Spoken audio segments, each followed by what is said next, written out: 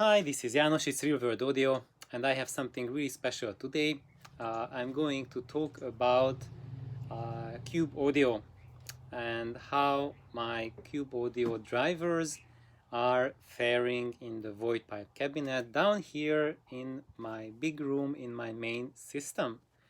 And, um, and it's going to be special because I'm going to share with you the comments that I had from 3 audiophile women. Yes. I had 3 women listen to the speakers, and I'm going to share what they thought about it. And why is that special? If you don't know why that is so special, then just I recommend a visit to planet Earth. So anyway, let's just start. So this whole thing happened, I mean, me bringing them down to the main system because I had them in my upstairs room, in my upstairs system. And why did I do that? Is it a lesser system or whatnot? Of course, there I have a basic digital front end. I'm just use the laptop with a basic DAC. So, and I get comments from my reviewers that that's not, they want to get impressions about it with using a higher level source. And then they were not the only ones asking for that, but Nelly was also asking me to bring them down here into the living room system. And my only reluctance with that was because I know that the void pipes, they don't like this room down here. This is not their preferred room, neither from imaging standpoint, neither from base reproduction standpoint. In the upstairs room, they are born to match that room, and I haven't had any loudspeaker ever that matches that room so well as these void pipes. And I didn't even need to bring them out to a position where they become an annoyance. So I could place them at a spot which was really mild in comparison with other speakers. So there you go. So if you have, usually I prepared you and everyone that they need special care about setting them up, but the end position of them is not really different from any other speaker that I had in the room where they sound the best. So it's not an annoyance, not at all. So with all that being said, Nelly asked me a couple of weeks ago to bring them down. And guess how that happened? So she is audiophile number 1. And now I tell you the story and you can gauge by yourself what is her level of audiophilia. So basically, I put the pipes down in the room, I hooked them up to the system, and I started playing. And I put on a CD, and András Schiff playing on Beethoven's piano. So it's something quite special, right? And it's a big test of tonality and how an acoustic instrument sounds. And guess what she did? She sat down and she said that the speakers are not positioned perfectly. I Do you want me to help you position them? And I said, yes, please, Nani. And she sat there and she gave directions like to first she asked, how do you want me to set them up? Do you want them to sound best for the entire room or just customized for a single person sitting in a sweet spot? And I told her, just make it like as good for a wider audience as possible.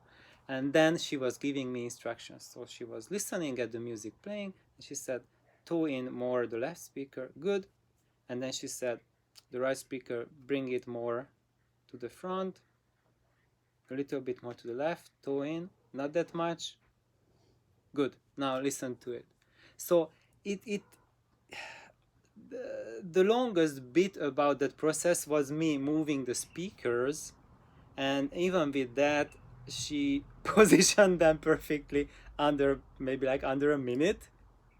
And just guys, to give you an estimate, that when you have a loudspeaker professional position your speakers, usually it takes them maybe maybe an hour or something like that, often with doing measurements and everything. And she did it in under a minute. So I think that speaks really volumes. And then yes, she set them up perfectly. I can second that. And then I asked her what she thinks about the sound. Nelly, you wanna share it? No, I don't remember. She said, I know, I don't remember. It's been already like 3 weeks ago or four, and since then she just came back from a conference in Kansas, so she's jet lagged as well. But I remember what she said, and first she was really shocked that we were listening to a CD, because she said, I thought we were listening to vinyl. It sounded so natural. So this is, I think, something quite quite a positive comment. And she also said in a really interesting way that I am being amazed. That's how she doesn't use passive voice normally at all, but she used passive voice to describe what she heard, how she was satisfied with the sound quality.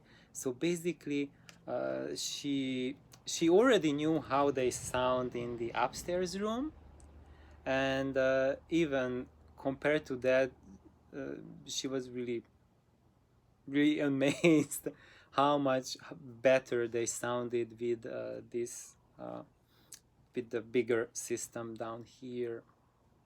So that's opinion number one, that the piano sounded just right on it. And even you know how I feel, how Nelly feels about analog and digital.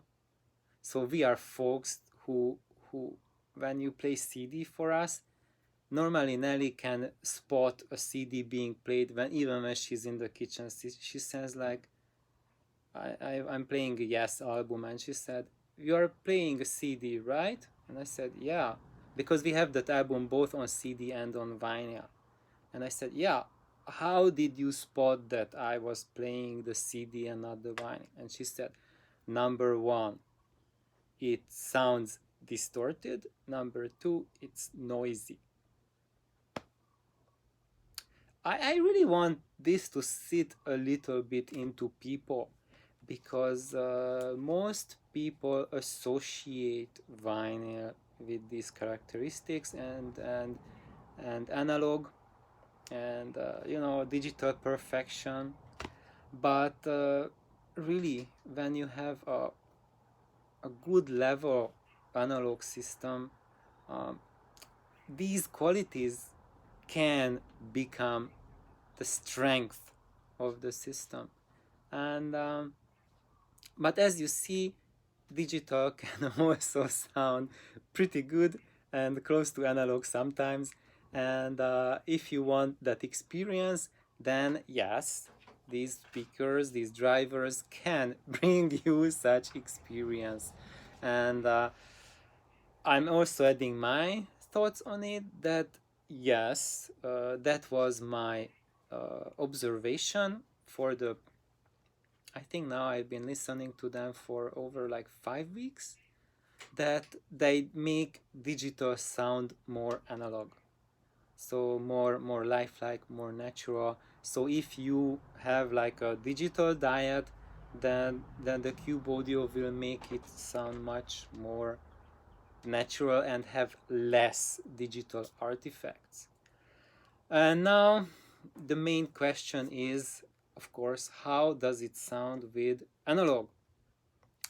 And And that's where my two additional female listeners come in, who were my friends, my guests from Europe, and they listened to them on two occasions, and I'm going to share what their thoughts were on listening to them. So, the first night we listened to Mora Limpani, and she is playing Rachmaninoff and Mendelssohn, and this is a mono record, and sadly it says needs ultrasound cleaning. That was my notes and I just put it on for them, and it's dirty AF. So it really badly needs cleaning, not just like a nice little cleaning, but like a really deep cleaning. I have a feeling I'm going to put it for 2 or 3 rounds in the ultrasound cleaning. It's that dirty, that noisy, that neglected, because it came to me second, third, fourth, maybe fifth hand, I don't know. But what I know is the previous owner should be sentenced for treating records so badly. So nevertheless, I put this on because the interpretation, the music is just wonderful, and I really wanted to get a grasp how these drivers treat a dirty record. So there it is. I put it on. I had them listen to it, and I could see like their two faces showing different emotions. And after that, my friend, she exclaimed with a slang expression which I'm not going to replicate on YouTube. And also she said it in Hungarian, so there's only a very minuscule portion of my audience who is going to understand it anyway. So I'm going to roughly translate it into a more presentable way. So basically, she exclaimed that that was a very amazing thing that she just heard, and I put it really mildly, and but she put it in such a rough and direct way of expressing it that I was just like, wow, I never heard anyone comment audio gear like that ever. And that's coming from a person who who who has a very good composure. She doesn't use slang language in her normal life, okay? So if you know, we have some friends who are like f this f that all the time, and she's not that. So having that as a reaction to an experience says really volumes about her like deeper self being like super engaged in the music, that it brings out that that basic, that animalistic side of you. And she, even after that, she said that she never ever heard music reproduction at that high level in her life. And I have to add that this experience happened on a day when we had 2 power outages. So there was a power outage in the morning, and then we were out for the day. We were hiking and going around the island, and when we came back, the neighbors greeted us that yeah, the whole neighborhood is black, pitch black. There's no electricity for hours, and they are digging up the power cables because they blew. So there was like a major outage in electricity, and of course after they fixed it, there's like brand new mains lines feeding the house, plus a dead cold system that I turned on. I didn't even wait for it to warm up. I just put this record on as a warm up. So actually on my side, this was my thing to, you know, just to get the system warmed up, and I didn't want to play anything like truly special quality until it warms up. I myself never judge any vinyl setup, just let the first side play, that gives it little time to warm. Plus, before that, it's been like 3-4 weeks that I have not listened to vinyl. And when you don't listen to it for that long, my my phono stage was dead cold, like a month cold. The cartridge was dead cold. The whole system was cold AF. And also the amplifiers, they were also super cold from the power outage. And nevertheless, that was the condition how we listened to. And she had that kind of extreme response to it, to a dead cold system reproducing this record. And after that, of course, I put on another record. It was Vangelis's China, and and and my second audiophile friend, who was actually her daughter, my friend and her daughter, they were the ones who were listening to it. And later she said, like, okay, I'm jet lagged, I'm going to sleep. So she did not stay for China and the warmed up session. And after we listened to China, that was when the system got like semi warmed up. Really, like if it's like that long, that cold, and there's like power outages, it takes much longer than just a side of a record to get it really warmed up to a level where it's really presentable. But like it became like normal cold when we listened to Vangelis. And even that experience was like, she said, like, okay, like we listened to Vangelis because that's her favorite music. And she said, like, I never ever heard Vangelis like that. It just like, after that she was actually kind of speechless, and she didn't even want to talk about how it sounded. But she was just really deeply affected. And the next day we had a listening again, and then we listened to another Vangelis. We listened to Antarctica, and this was both of them listened to it. And now her daughter said that I could see on her expression now that she was like really amazed, and she was fully engaged, and she was giggling, and she said, like, this is really amazing because it was engaging her imagination. She said that I'm just seeing such vivid images in my mind that this is just absolutely nuts.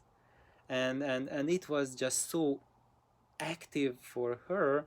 And she got just so overexcited that she said, I can't stay anymore, and she went upstairs. And actually she had a call from her boyfriend, I think.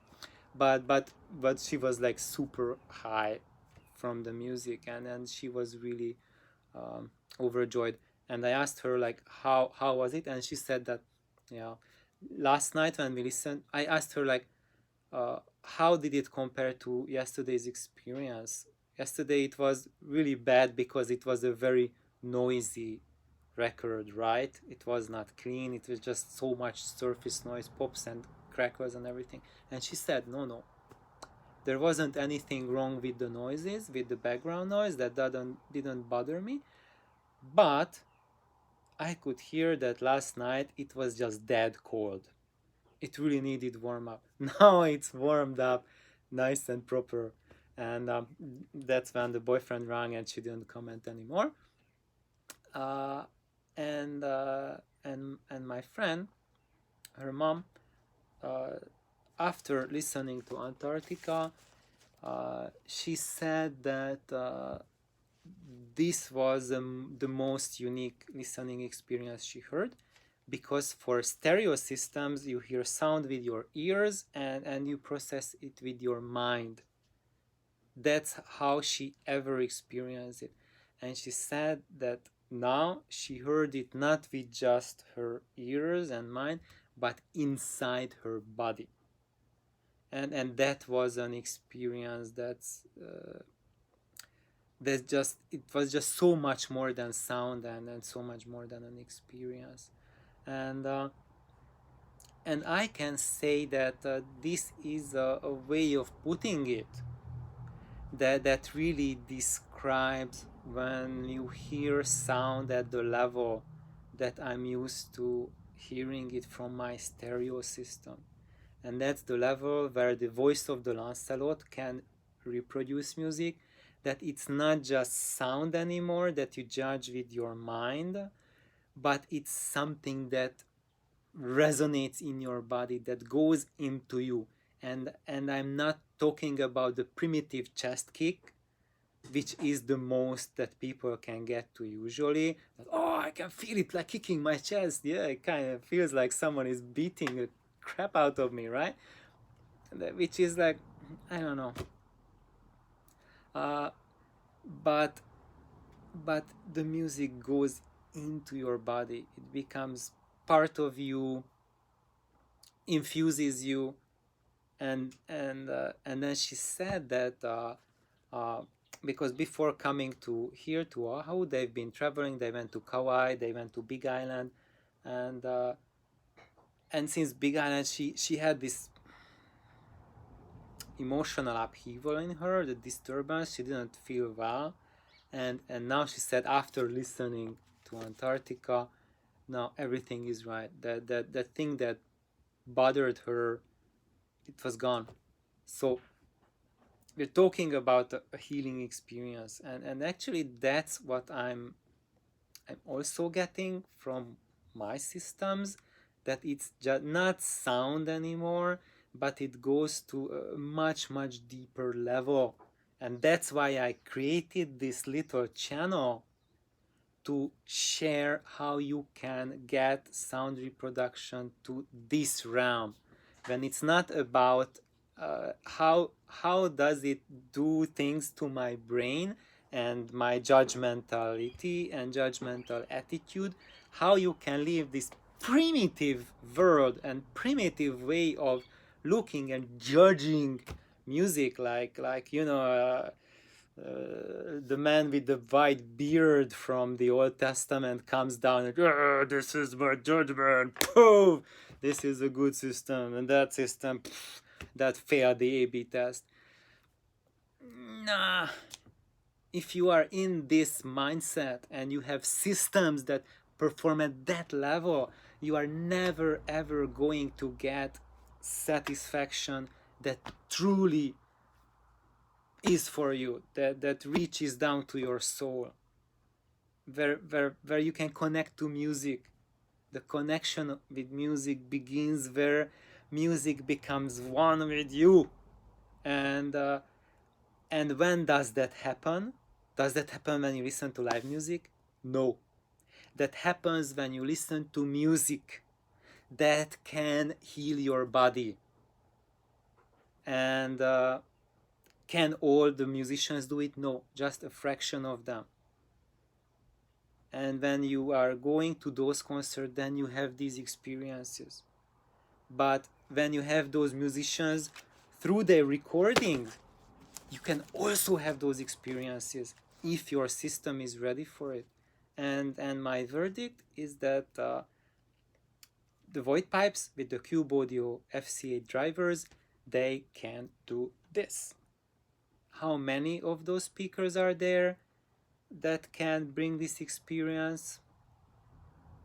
Very, very few. Of course, they also need a complete system building strategy to perform at that level. But even when we create this type of scenario,